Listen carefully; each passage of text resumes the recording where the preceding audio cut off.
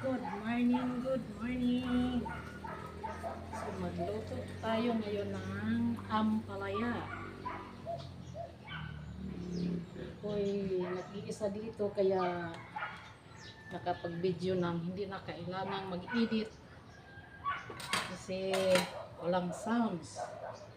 Kaya kailangan ng pabilisan ng pagluto. Ayan. Siyempre naman ating uunahin ang bawang. Ayan, libreng-libre ako ngayon dito mag-video ng hindi na kailangan na mag-edit kasi walang ingay, walang sound, walang CD. Ayan, sunod ang bombay. Ayan. Ayan. Nakalagar ako ng magluto ng walang ingay sa ngayon. Ayan, kasi nagkapag-alitan lahat.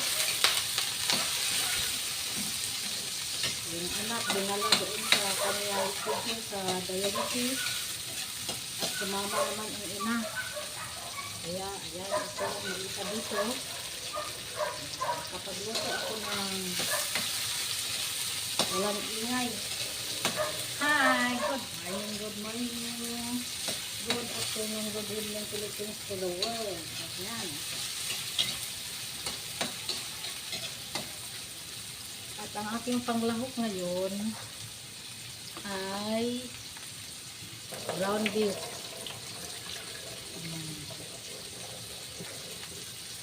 Nagpaiba naman ako ng panglahok. Brown beef ako ngayon.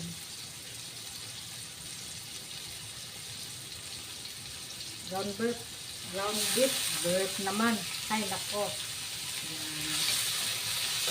Magluluto tayo ng ampalaya. Habang hindi pa tayo sa pag-ano, pahuli ko muna yung ating sabaw. Kasi hindi pwede na walang sabaw yung namin dito. Ang 89 years old, kailangan talaga ng sabaw.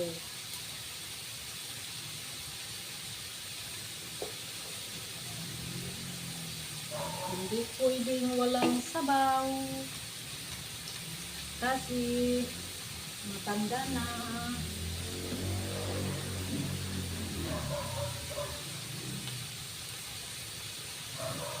Kailangan ang sabaw. Ayan.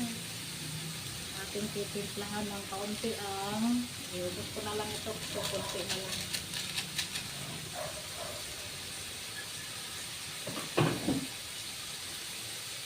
Bosin ko na lang yung kunti na lang.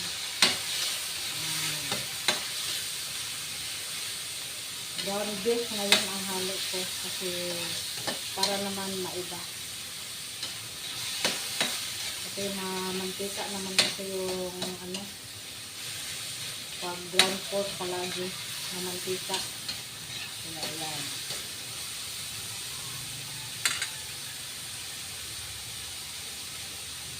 Dahil madali lang naman yan. Ganito ako pag nagluto ng ampalaya. Hindi ko masyadong niluluto ang ampalaya. Pang hapok-hapok lang. Ayan.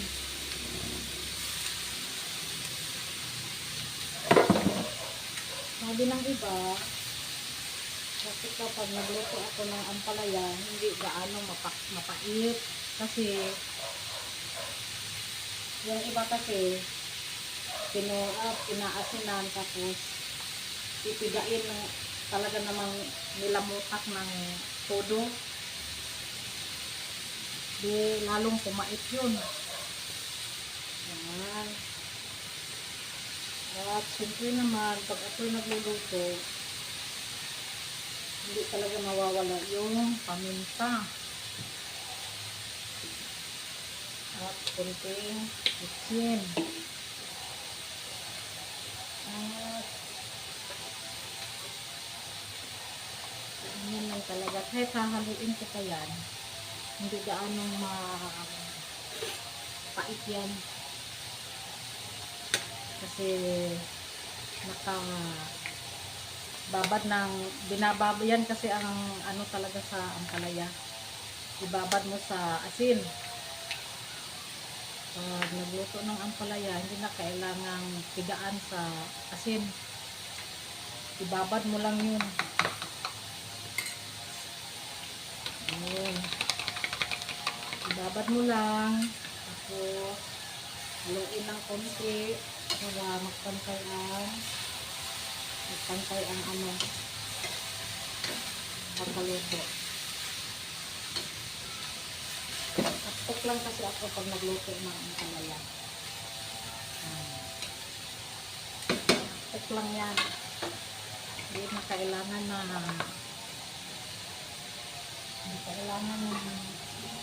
lutuin masyado.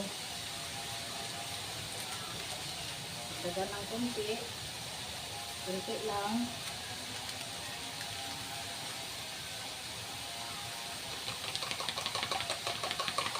Tapos ilagay ang egg. Ayan, ilagay ang egg. Nilagay ko na, ginamit ko na egg dito, yung organic na egg. Kasi yung nakadialysis, hindi siya pwede sa egg na ano. Hindi siya pwede sa egg na yung puti lang.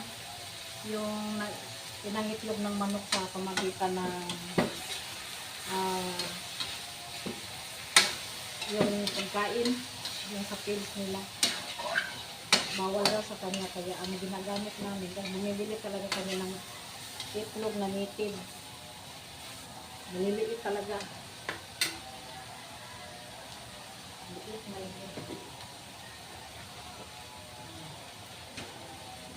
Ganito kaliit. Oh. Maliit na maliit lang. Oh.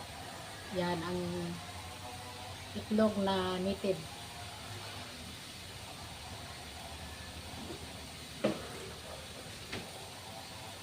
At ito, siguro pwede na para hindi masyadong luto.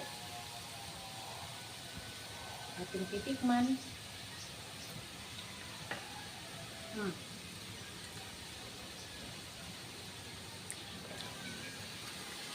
Yan. Luto na, ating patay na yung apoy. Ayan na ang aking ampalaya. Bye-bye. Thank you for watching. Bye.